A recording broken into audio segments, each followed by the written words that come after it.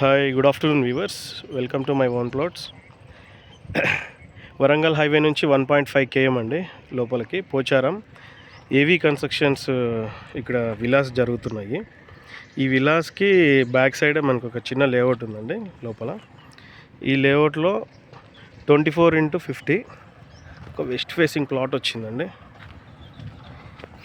ఏదైతే క్లీన్ చేశారో ఇప్పుడు రైట్ సైడ్ ఇది ప్లాటు. డైరెక్ట్ ఓనర్ అండి, ఓనర్ ప్రైస్ చెప్తున్నాము 30,000 per యాడ్. 30,000 per add.